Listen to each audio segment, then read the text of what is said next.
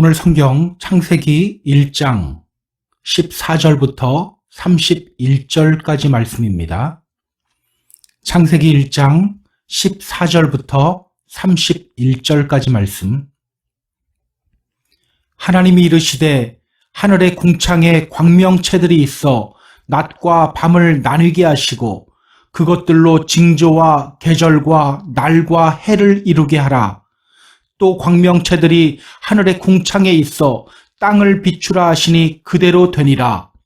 하나님이 두 큰 광명체를 만드사 큰 광명체로 낮을 주관하게 하시고 작은 광명체로 밤을 주관하게 하시며 또 별들을 만드시고 하나님이 그것들을 하늘의 궁창에 두어 땅을 비추게 하시며 낮과 밤을 주관하게 하시고 빛과 어두움을 나누게 하시니 하나님이 보시기에 좋았더라.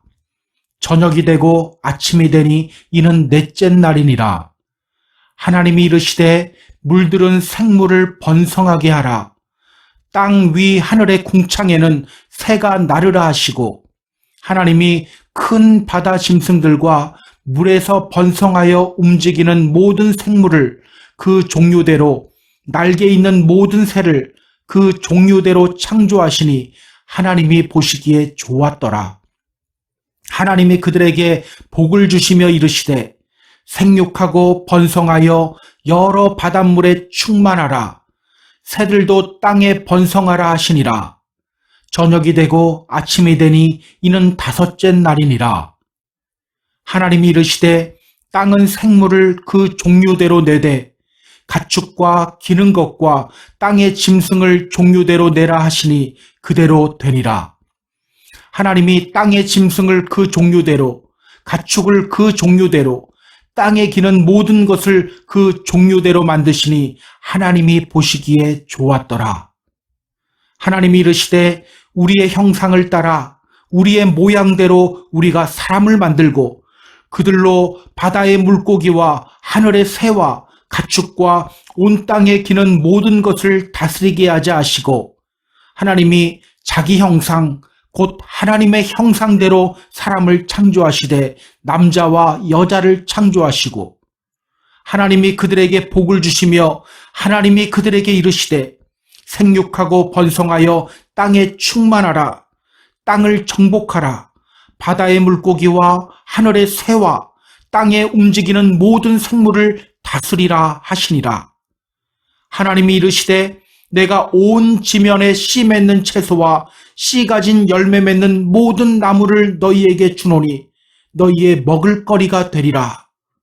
또 땅의 모든 짐승과 하늘의 모든 새와 생명이 있어 땅에 기는 모든 것에게는 내가 모든 풀을 먹을거리로 주노라 하시니 그대로 되니라. 하나님이 지으신 그 모든 것을 보시니 보시기에 심히 좋았더라. 저녁이 되고 아침이 되니 이는 여섯째 날이니라. 아멘.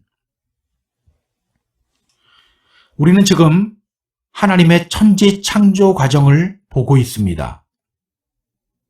지금까지의 말씀을 간단히 좀 정리해 볼게요. 먼저 하나님은 새가 알을 품듯이 공허와 혼돈과 흑암의 세상을 향해 생명을 품으셨어요. 그리고 첫째 날 하나님은 그 흑암의 세상에 빛을 비춰주셨습니다. 구원의 빛, 생명의 빛을 비춰주셨어요. 그 다음에 하신 일이 뭐죠? 지난주일에 우리가 살펴봤습니다. 둘째 날 하나님은 물을 위의 물과 아래에 있는 물로 나누시고 그 중간에 궁창이 생기게 했어요. 그리고 셋째 날 하나님은 아래에 있는 물을 보며 말씀하셨어요. 천하의 물이 한 곳으로 모이고 묻이 드러나라. 그렇게 땅이 드러나게 하셨습니다. 그리고 땅에게 명령해서 각종 채소와 나무들을 내게 하셨어요. 이렇게 둘째 날과 셋째 날 하나님은 혼돈의 세상에 질서를 부여하셨습니다. 오늘 우리는요, 넷째 날부터 여섯째 날까지의 창조 사역을 함께 살펴볼 겁니다. 계속해서 말씀드립니다. 하나님이 모세를 통해 창조 이야기를 여기에 기록하게 한 것은 창조론이냐 진화론이냐를 논하게 하기 위함이 아니에요. 선택받은 믿음의 성도들에게 하나님이 어떤 분인지를 알려주시기 위함입니다. 자, 그렇다면 넷째 날부터 여섯째 날까지의 창조 이야기를 통해서 성경이 우리에게 보여주는 하나님, 어떤 하나님일까요? 특히 오늘은 인간을 창조하시는 장면이 나와요. 하나님이 인간을 창조하신 목적이 무엇일까요? 어떻게 살아가는 것이 그 목적에 합당한 삶일까요? 오늘 본문을 통해서 우리 함께 알아보도록 하겠습니다. 자, 그럼 본문으로 들어갈게요.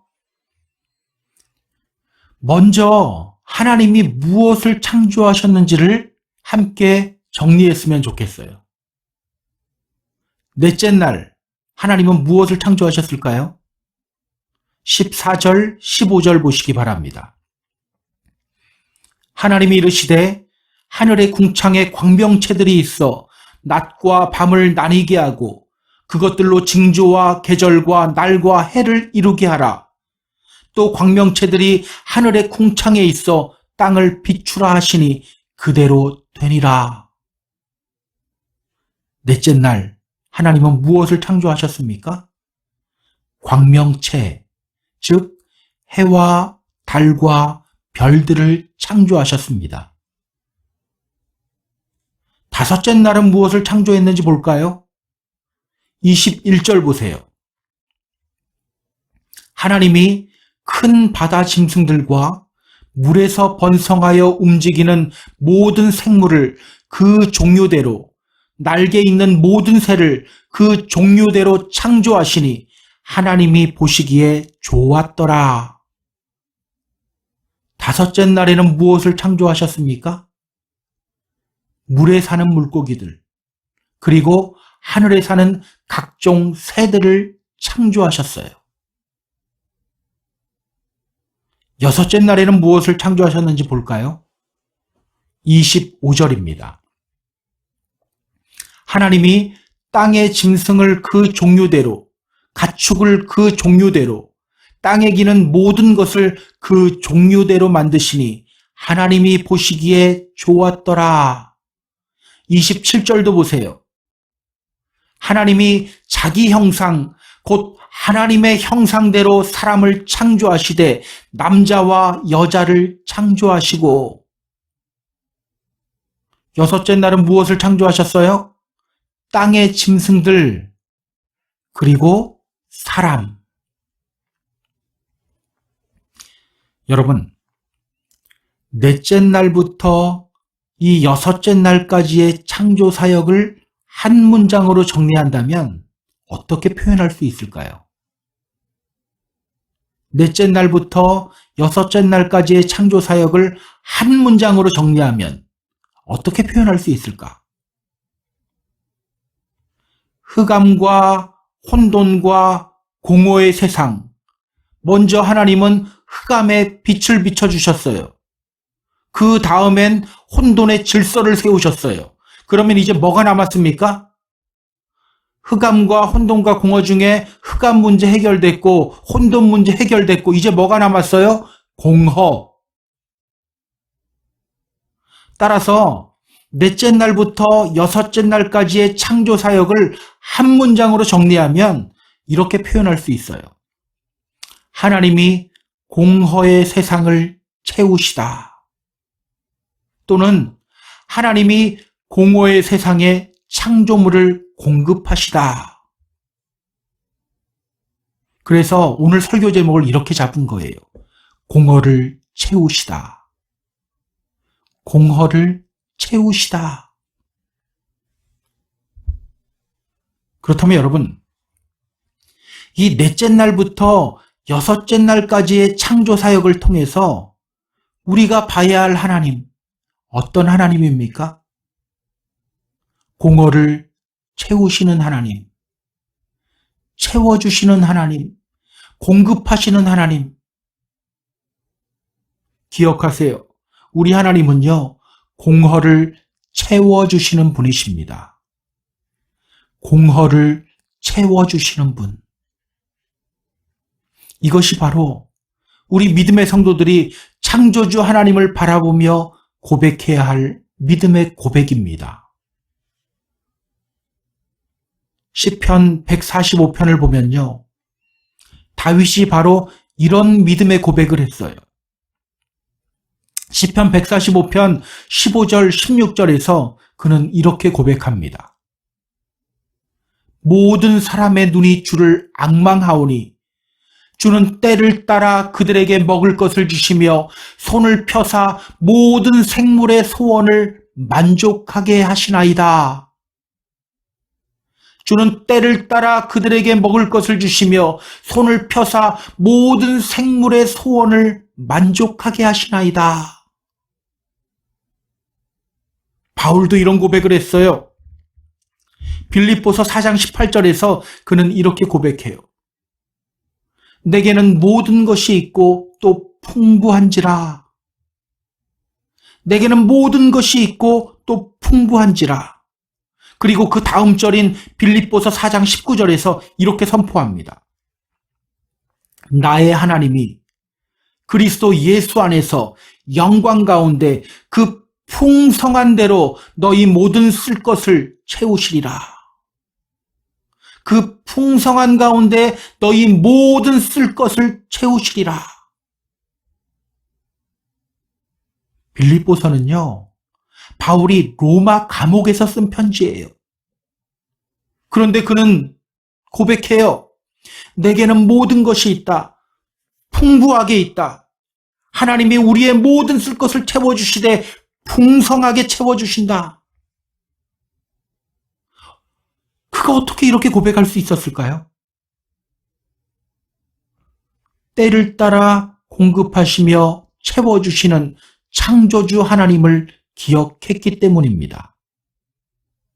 때를 따라 공급하시며 채워주시는 창조주 하나님을 기억했기 때문에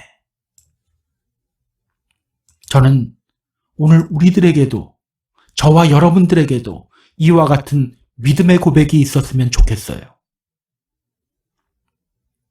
혹시 공허하십니까? 공허하세요? 여러분, 공허감을 느낄 때가 있죠. 그때 여러분은 무엇을 하십니까? 무엇으로 그 빈 공간을 채우려고 하십니까? 음식? 맛집 찾아다니면서 음식 먹고 나면, 먹을 때는 즐거워요. 근데 먹고 나면 어떤 생각이 듭니까? 꼭 이런 생각이 들어요. 내가 왜 이렇게 많이 먹었지? 또 살찌겠네. 바로 후회가 밀려오기 시작해요. 쇼핑? 비슷해요. 원하는 물건을 손에 넣어도 며칠만 지나면 감흥이 사라져요. 어떤 분은 그러더라고요. 집을 사니까 그래도 한 달은 가던데요. 예, 고작 한 달이에요. 여행? 여행도 마찬가지죠. 여행 갔다가 집에 돌아올 때 우리가 항상 하는 말이 있잖아요. 역시 집이 최고야. 집 나가면 고생이야. 돈도 마찬가지예요. 한 유명한 가수가 이렇게 말하는 걸 들었어요. 저의 목표는 100억을 버는 것이었습니다. 그런데 20대 중반에 100억을 벌었습니다. 그 뒤로 공허감이 밀려오기 시작했습니다. 기억하세요. 이런 것들로는 절대 우리의 공허감을 채울 수가 없습니다. 절대로 채울 수가 없어요. 왜일까요? 왜 이런 것들로는 우리의 공허감을 채울 수 없을까요? C.S. 루이스는요, 순전한 기독교라는 그의 책에서 그 이유에 대해서 이렇게 말합니다. 이 세상이 채워줄 수 없는 갈망이 내 안에 있다는 것은 내가 다른 세상을 위해 지음받았기 때문이다. 이 세상이 채워줄 수 없는 갈망이 내 안에 있는 것은 내가 다른 세상을 위해 지음받았기 때문이다. 세상이 우리의 공허감을 채우지 못하는 이유가 무엇입니까? 인간이라는 존재는 원래 그런 것들로 채움을 얻게끔 프로그래밍된 존재가 아니라는 거예요. 다른 것으로 채워져야 하는 존재라는 거예요. 프랑스의 수학자이자 또 물리학자이자 철학자이며 당대 최고의 천재라고 불리던 블레즈 파스칼. 파스칼은요, 이렇게 말했어요. 모든 사람의 마음에는 하나님이 만드신 하나의 공간, 즉 공백이 있다. 이것은 어떠한 피조물로도 채울 수가 없다. 오직 예수 그리스도를 통하여 하나님만이 채워주실 수 있는 공간이다. 이 말이 무슨 뜻입니까? 인간 안에는 하나님이 만들어 놓으신 텅 빈 공간이 있는데 이것은 다른 어떤 것으로도 채워질 수가 없다는 거예요. 오직 주님만이 그 공간을 채울 수 있다는 겁니다. 그렇다면 여러분, 왜 세상 것들로는 우리의 공허감을 채울 수 없습니까? 왜 세상 것들로는 안 돼요? 오직 주님만이 우리의 빈 공간을 채울 수 있기 때문에. 오직 주님만이 우리의 빈 공간을 채울 수 있기 때문에. 우리 주님은 어떤 분입니까? 채워주시되 풍성하게 채워주시는 분입니다. 예수님이 말씀하셨죠? 누구든지 목마르거든 내게로 와서 마시라. 나를 믿는 자는 성경의 이름과 같이 그 배에서 생수의 강이 흘러나오리라. 나를 믿는 자는 그 배에서 생수의 강이 흘러나오리라. 이 말이 무슨 뜻이죠? 배, 우리 신체의 가장 중심 부분이 이 배죠. 사람의 가장 깊은 내면의 중심을 의미해요. 때문에 주님 믿을 때 배에서 생수의 강이 흘러나온다는 것은요, 주님이 우리에게 생명을 주신다는 거예요. 흘러 넘치도록 풍성한 생명을 공급하신다는 뜻입니다. 기억하시기 바랍니다. 우리를 채워주시는 분은 오직 우리 주님뿐입니다. 주님만이 우리의 허무함을 채울 수 있습니다. 그리스도로 충만했던 요한, 그는 요한복음 1장 16절에서 이렇게 고백해요. 우리가 다 그의 충만한 데서 받으니 은혜 위에 은혜로라. 우리가 다 그의 충만한 데서 받으니 은혜 위에 은혜로라. 주님으로 충만해질 때 우리는 풍성한 은혜를 누리게 됩니다. 주님으로 충만해질 때. 그 주님이 오늘 우리에게 말씀하셔요. 내가 문 밖에 서서 문을 두드린다. 너희 문 열어라. 열기만 하면 내가 너에게로 들어가겠다. 내가 너에게로 들어가 먹고 마시겠다. 여러분, 이 말씀은요, 믿지 않는 사람들에게 하시는 말씀이 아닙니다. 믿는 라오디게아 교회인들을 향하여 하셨던 말씀이에요. 바로 오늘 우리들을 향한 주님의 외침입니다. 우리들을 향한 주님의 외침. 주님의 이름으로 부탁드립니다. 주님을 향해 여러분의 문을 여시기 바랍니다. 주님이 들어와 우리의 빈 공간을 가득 채우시게 만드시기 바랍니다. 그렇게 주님으로 인해 채움을 얻고 주님으로 인해 공급받는 저와 여러분이 되기를 주님의 이름으로 소망합니다. 자, 그렇다면 여러분, 주님으로 충만해지기 위해서 우리가 기억하고 실천해야 할 것, 이게 뭘까요? 문 밖에서 문 두드리고 계시는 주님께 문 열기 위해서 우리가 기억하고 실천해야 할 것이 있어요. 그것이 뭘까요? 26절 보시기 바랍니다. 26절. 하나님이 이르시되 우리의 형상을 따라 우리의 모양대로 우리가 사람을 만들고 그들로 바다의 물고기와 하늘의 새와 가축과 온 땅에 기는 모든 것을 다스리게 하자 하시고, 자, 28절도 봅니다. 하나님이 그들에게 복을 주시며 하나님이 그들에게 이르시되 생육하고 번성하여 땅에 충만하라. 땅을 정복하라.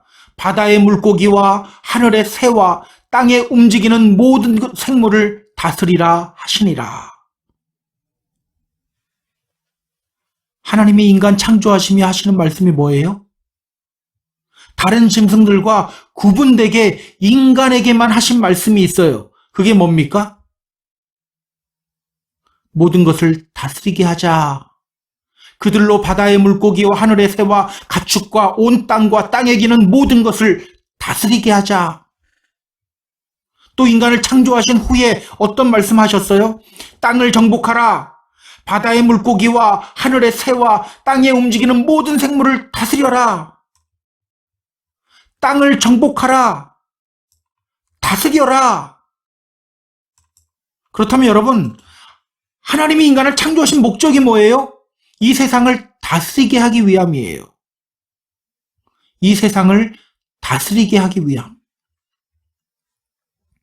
오늘 우리는요, 이 다스림의 의미가 무엇인지를 알아야 돼요. 바다의 물고기와 하늘의 새와 땅에 움직이는 모든 생물을 다스려라. 정복해라. 이것의 의미가 뭘까요?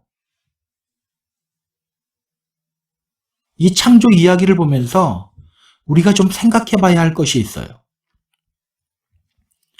주님은 말씀하십니다. 내가 해와 달과 별들을 만들었다. 내가 각종 짐승들을 종류대로 만들고 인간을 만들었다. 왜 이렇게 하나님은 하나하나 자세하게 언급하고 있는 걸까요? 왜 이렇게 하나하나 자세하게 언급할까? 그 범죄와의 전쟁이라는 영화를 보면요. 그 최민식이라고 하는 배우가 하는 유명한 대사가 있죠. 내가 인마 다 했어! 막 이래요. 사실 이렇게 말씀하셔도 돼요. 내가 이 세상 다 창조했어. 그런데 하나님은요, 하나하나 언급하셔요. 내가 해와 달과 별들을 만들었다. 내가 각종 짐승들을 종류대로 만들었다. 그리고 그 후에 우리 인간에게 말씀하셔요. 정복하라. 다스려라.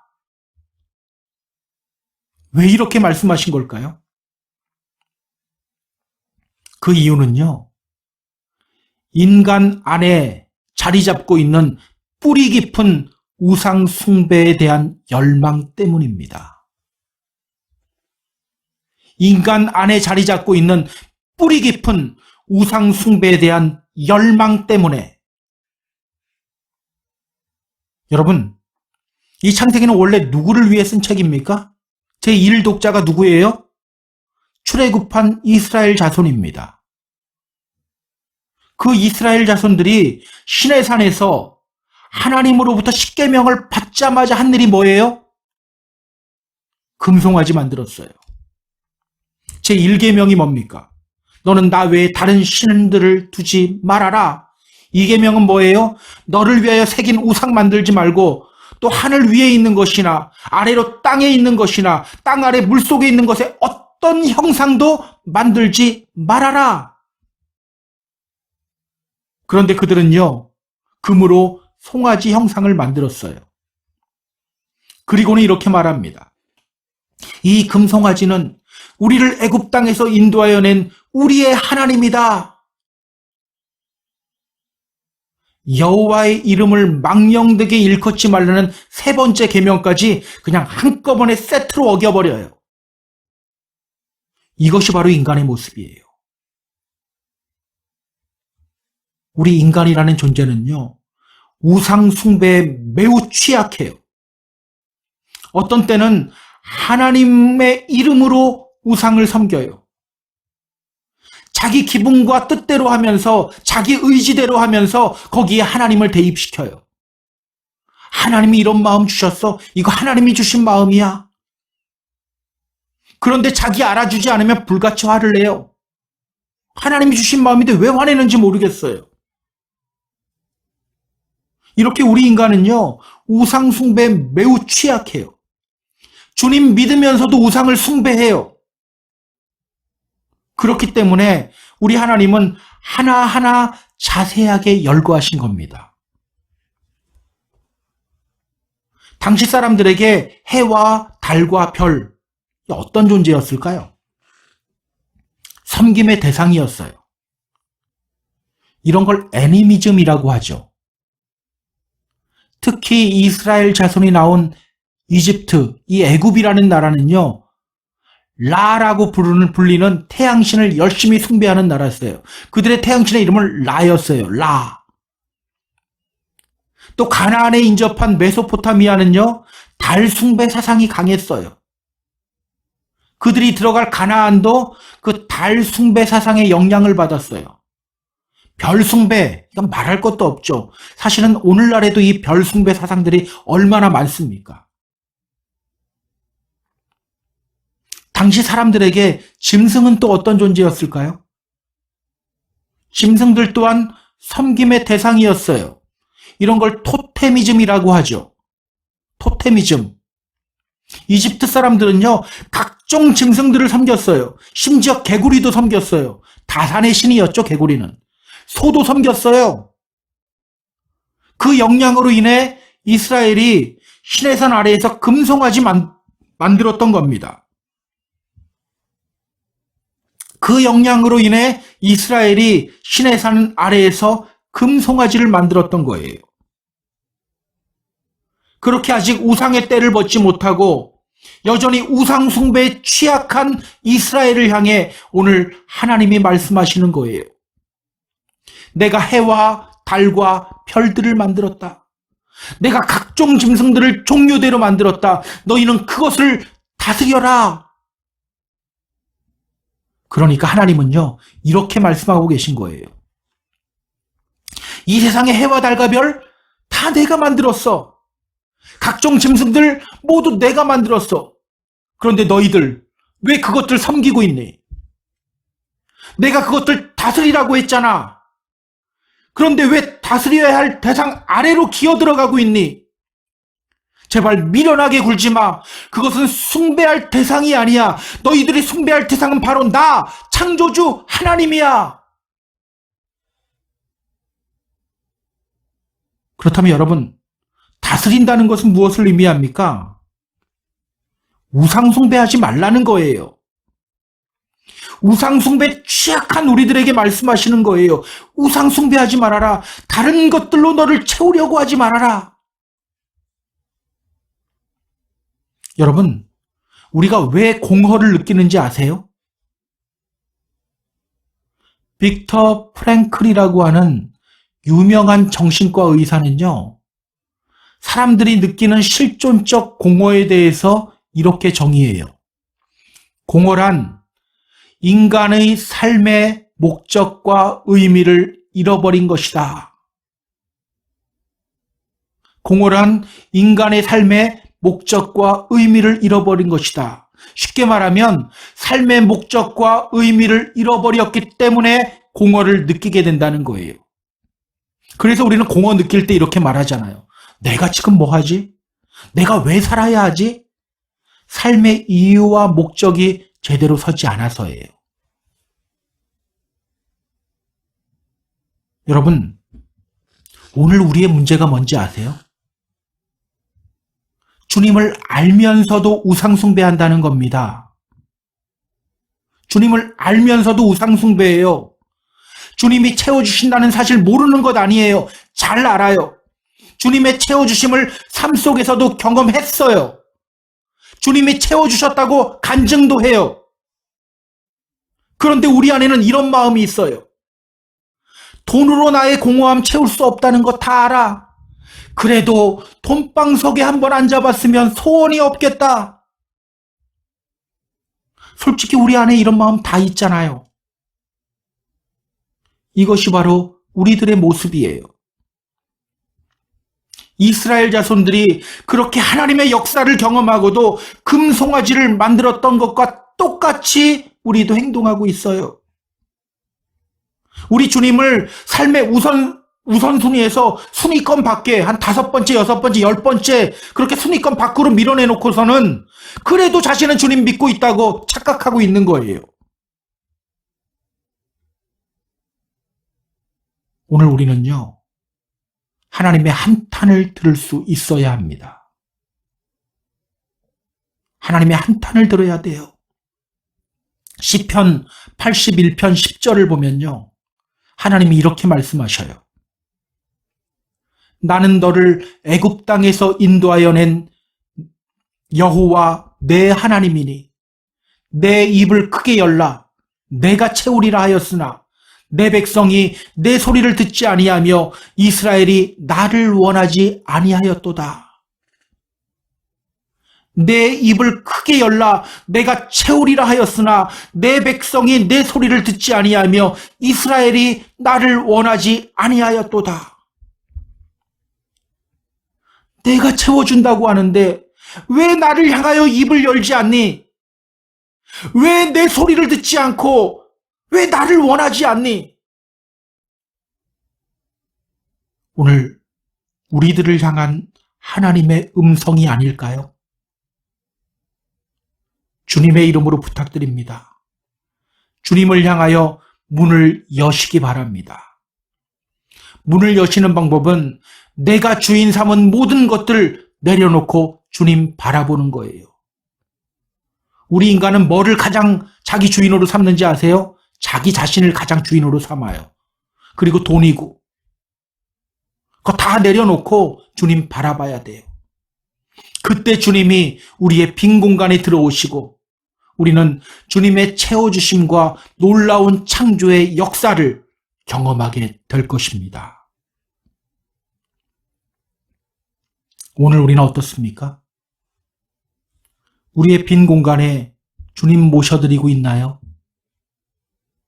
지금 주님이 여러분 안에 있습니까? 내 안에 정말 주님이 계시는지 그렇지 않은지 알아보는 방법이 있어요. 무엇을 보면 알 수 있을까요? 여러분이 믿음의 사람인지 아닌지 한번 의심해 보신 적 있습니까? 내가 정말 믿음의 사람인가? 우리는 그냥 난 주님 믿어, 난 믿음의 사람이야 이렇게 확신하는 것에만 익숙해 있어요. 그런데 여러분 성경은 뭐라고 하는지 아세요? 너희는 믿음 안에 있는가? 너희 자신을 시험하고 너희 자신을 확증하라. 고린도후서 13장 5절에서 이렇게 말씀해요. 너희는 믿음 안에 있는가? 너희 자신을 시험하고 너희 자신을 확증하라. 우리가 진짜 믿음의 사람인지를 점검해야 한다고 성경은 분명히 말해요. 때문에 우리는요, 내가 정말 믿음의 사람인가 의심해 봐야 돼요. 내가 정말 믿음의 사람인지, 내 안에 주님이 있는지, 주님으로 채워진 사람인지 의심해야 돼요. 무엇을 통해 알 수 있을까요? 궁금하시죠? 아주 확실하게 알 수 있는 방법이 있어요. 그냥 내 느낌이 아니에요. 아주 확실하게 알 수 있는 방법이 있어요. 26절 다시 보시기 바랍니다. 26절 하나님이 이르시되 우리의 형상을 따라 우리의 모양대로 우리가 사람을 만들고. 하나님이 우리 인간을 창조하실 때 어떻게 만드셨다고 합니까? 우리의 형상을 따라 우리의 모양대로. 하나님이 왜 우리라고 표현하시는지는 설명드리지 않아도 되겠죠? 삼위일체 하나님은 당신의 형상을 따라 당신의 모양대로 우리 인간을 창조하셨어요. 오늘 우리가 주목해야 할 것이 바로 이 표현이에요. 우리의 형상을 따라 우리의 모양대로. 우리의 형상을 따라 우리의 모양대로. 우리 인간이 하나님의 형상을 따라 하나님의 모양대로 창조되었다는 것, 이것이 무엇을 의미할까요? 이게 무엇을 의미할까? 여러분, 형상은 뭐고 모양은 뭐죠? 형상과 모양, 서로 다른 겁니까? 우리가 보기에 비슷한 말이잖아요. 같은 거잖아요. 그냥 그렇게 보는 것이 가장 좋습니다. 제가 왜 이렇게 말하는지는 다음 성경 구절들을 확인해 보시면 알게 될 거예요. 오늘 본문 27절 보세요. 여기에는 하나님이 사람을 어떻게 창조하셨다고 말하죠? 하나님의 형상대로. 자, 26절에서는 하나님의 형상과 모양대로라고 표현했는데 27절에서는 그냥 하나님의 형상대로 창조되었다고 말해요. 자, 그러면 조금 뒤로 가서요. 창세기 5장 1절 보세요. 창세기 5장 1절. 이렇게 말합니다. 하나님이 사람을 창조하실 때 하나님의 모양대로 지으시되. 여기서는 어떻게 말해요? 모양대로. 하나님의 모양대로 지으셨다고 해요. 어떤 때는 형상이라는 단어를 사용하고 어떤 때는 모양이라는 단어를 사용합니다. 이것이 무엇을 의미합니까? 이 둘은 서로 다르지 않다는 거예요. 마지막으로 창세기 5장 3절 확인해 볼까요? 아담은 130세에 자기의 모양, 곧 자기의 형상과 같은 아들을 낳아 이름을 셋이라 하였고, 자기의 모양, 곧 자기의 형상. 여러분, 형상과 모양은 서로 다른 거라는 거예요? 아니죠. 같은 거라는 거예요. 물론 히브리어로 보면 형상이라는 단어와 모양이라는 단어는 서로 각각 다른 단어가 쓰였어요. 그러나 같은 의미로 봐야 한다는 겁니다. 자, 그렇다면 여러분, 우리 인간이 하나님의 형상과 모양을 따라 지음받았다. 이게 무엇을 뜻할까요? 무슨 의미일까요? 형상. 여기에 쓰인 단어가 첼렘이라는 히브리 단어예요. 첼렘. 이 단어는요, 자르다, 베다라는 동사에서 유래한 단어입니다.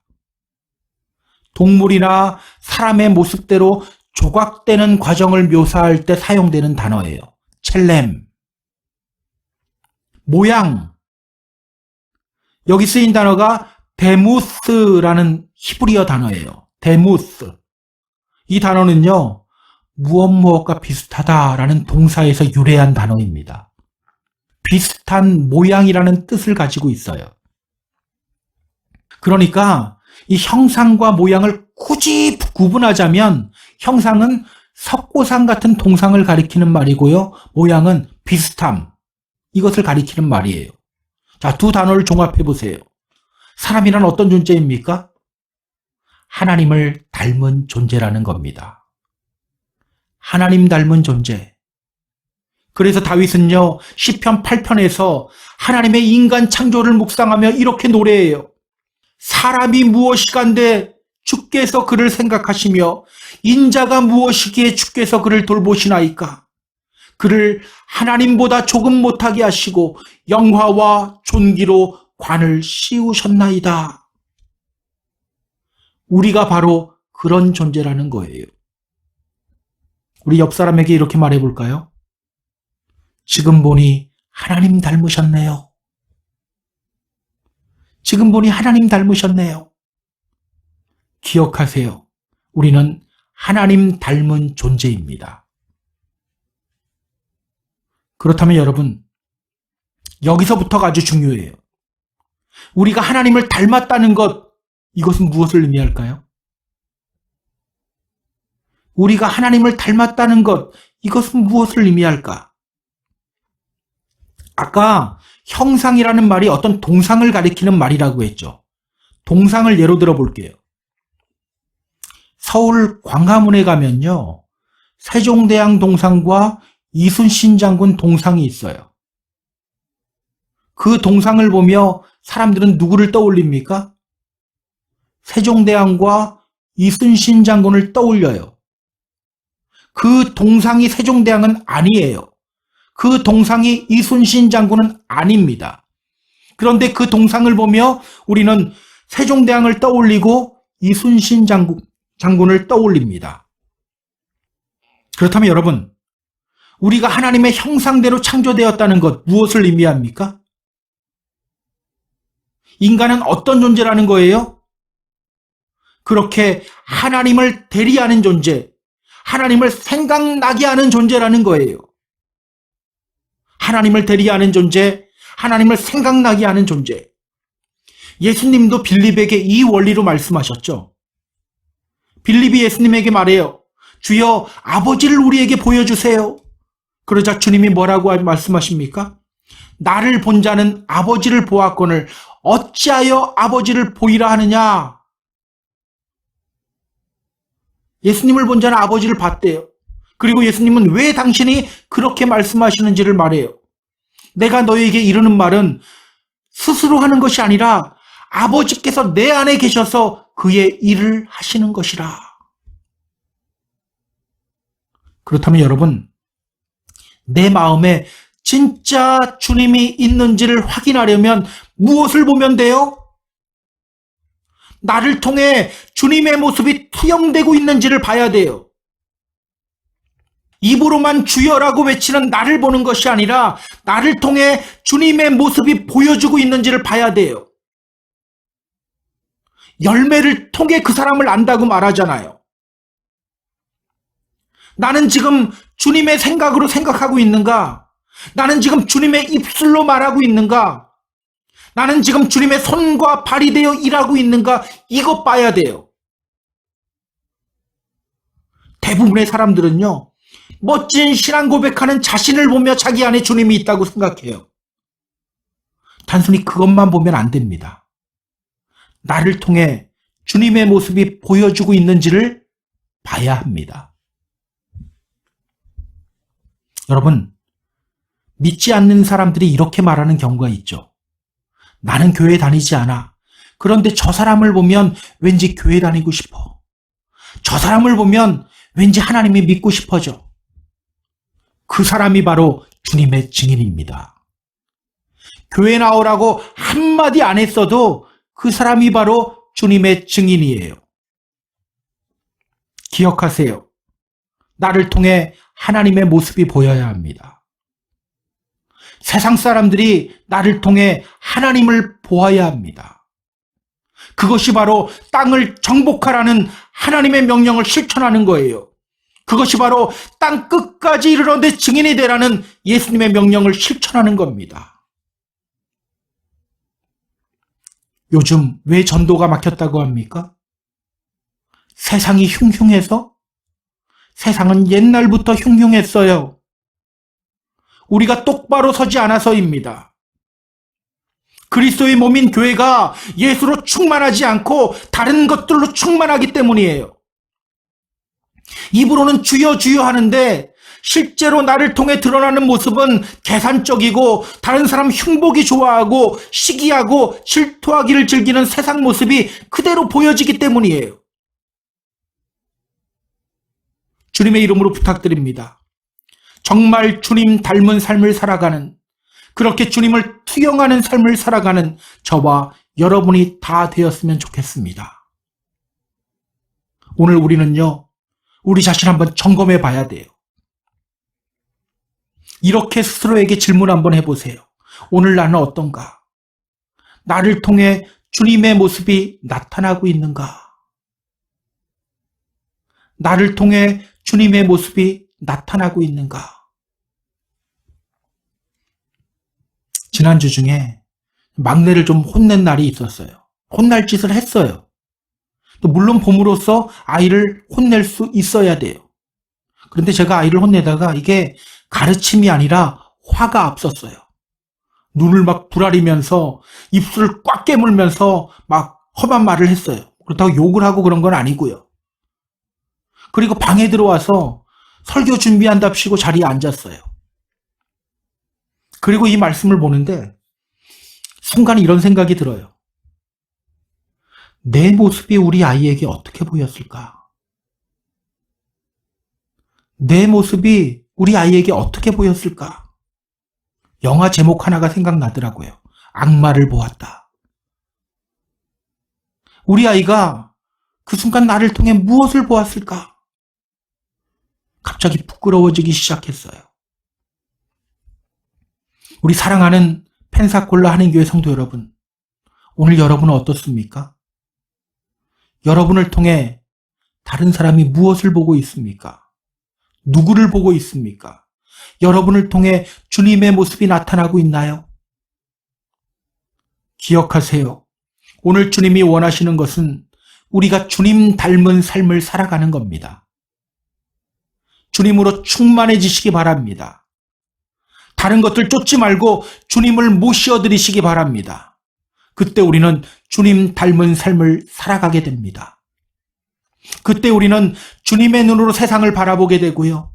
다른 사람을 바라보게 돼요. 그때 우리는 남편이나 아내 그리고 믿음의 성도들에게 주님의 입술로 말을 하게 됩니다. 자연스럽게 주님의 증인이 되는 거예요.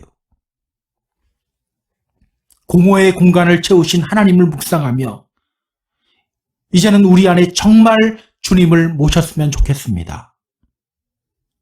그러므로 말미암아 공허감의 문제를 해결받고 풍성한 열매를 맺는 삶을 살아가는 저와 여러분이 되었으면 좋겠어요. 그렇게 창조의 복을 삶 속에서 경험하는 저와 여러분이 다 되기를 주님의 이름으로 축복합니다. 축복합니다.